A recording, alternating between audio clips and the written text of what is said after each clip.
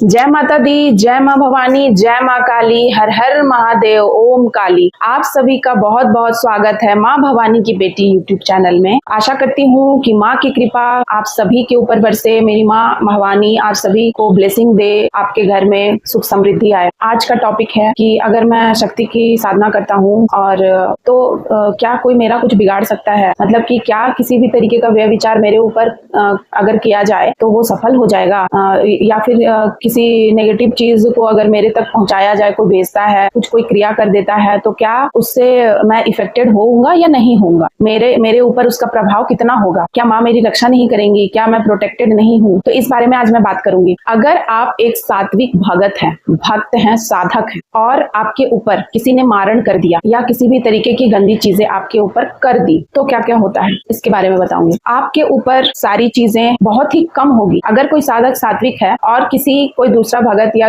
Jealousy बस कोई ऐसा इंसान उसके ऊपर किसी तरह की चीजें करता है, गंदी चीजें करवाता है या कुछ ऐसी चीजें जिससे वो डिस्ट्रॉय हो जाए, उसे डिस्ट्रॉय करना चाहता है, तो वो साधक में वे कौन कौन से गुण हैं, वे कौन कौन सी बातें हैं जो अगर वो क्वालिटीज उसमें है, बहुत ही कम में वो चीजें खत्म हो जाएगी, डिस्ट्रॉय हो जाएगी, या उसको वो पता भी नहीं चलेगा, उसका असर नहीं होगा। तो उस कुछ बिंदुओं पर मैं बात करूंगी, वो कौन कौन सी ऐसी बातें हैं। सबसे पहला है कर्म। अगर कोई साधक सात्विक है, उसका कर्म अच्छा है, उसने अपने जीवन में अच्छे अच्छे कर्म किए हैं, बहुत ही पुण्य प्रतापी है वो, तो उसकी जो स्पिरिचुअल जो देवी देवता हैं, उसकी जो स्पिरिचुअल शक्ति है वो उसे मारण से बचाती है और उसे बिल्कुल ही ये असर नहीं होता है। अगर हुआ भी बहुत कम में, बहुत कम ड्यूरेशन के लिए, 1-2 घंटे के लिए, एक दिन के लिए, थोड़ी देर के लिए कुछ चीजें होती है उसके साथ। नेक्स्ट है गुरु की शक्ति। अगर वो जो साधक है उसने गुरु धारण किया है, उसके गुरु बहुत पावरफुल हैं, तो गुरु की शक्ति कहीं ना कहीं उसको बचा सकती है मारण क्रिया से या फिर किसी तरह के व्यभिचार से। क्योंकि आपको भी पता है कि जब आप गुरु धारण करते हो तो गुरु की जितनी ऊर्जा होती है, गुरु की जो शक्ति होती है, गुरु की जो पावर होती है, जो गुरु पूजा करते हैं, तो वो सारी आपके साथ, आपके चौकीदारी में आपसे वो जुड़ जाते हैं। इसीलिए गुरु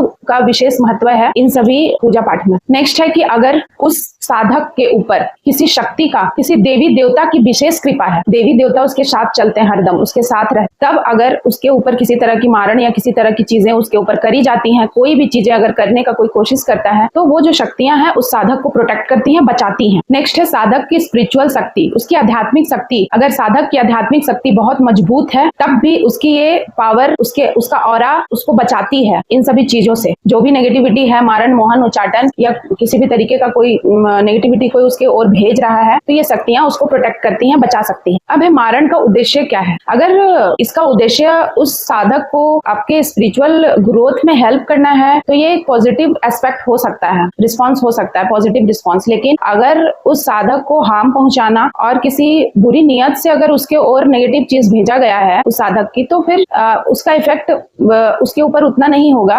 क्योंकि अगर वो सात्विक है तो सात्विक चीजें धीरे धीरे उसका असर होता है, लेकिन वो बहुत ही लंबे टाइम तक चलती है। और आप अगर कोई भी तामसिक पूजा करते हो तो वो हो सकता है कि बहुत जल्दी इफेक्ट दे दे, बट उसका इफेक्ट बहुत बहुत दिनों तक नहीं रहता है, वो खत्म हो जाता है। इसीलिए सात्विक पूजा का बहुत ही ज्यादा महत्व है, क्योंकि उसमें तप तपस्या बहुत ही ज्यादा करना पड़ता है। लेकिन अगर आपकी स्पिरिचुअल शक्ति अच्छी नहीं है, आप एक नॉर्मल इंसान हो, आपने गुरु धारण नहीं किया है, या आपका ऑरा इतना ज्यादा स्ट्रांग नहीं है और आपके ऊपर किसी ने बहुत ज्यादा व्यभिचार कर दिया, मारण कर दिया, बहुत बुरी तरीके की चीजें की कराई, तो फिर उसमें आपकी मृत्यु हो सकती है, आपको कोई गंभीर बीमारी हो सकती है, आपका कोई अंग डैमेज हो सकता है, आपकी कोई दुर्घटना हो सकती है, साधक का जो शरीर है वो नष्ट हो जाता है, फिर अगले जन्म पुनर्जन्म में फिर वहीं से उसकी जर्नी स्टार्ट होती है, या फिर साधक की स्पिरिचुअल शक्ति भी नष्ट हो जाती है। कि अगर शक्तियां आपके साथ चल रही हैं तो ऐसा नहीं है कि शक्तियां चल रही हैं तो बस आपको कुछ नहीं करना है, मेरे साथ तो शक्तियां हैं, ऐसा नहीं है। शक्तियां होते हुए भी आपको पूरे तरीके से पूजा पाठ जो नियम है उसको फॉलो करने हैं, जो खान पान, आचार विचार सब कुछ आपको फॉलो करने हैं, सभी आप करते रहोगे, तभी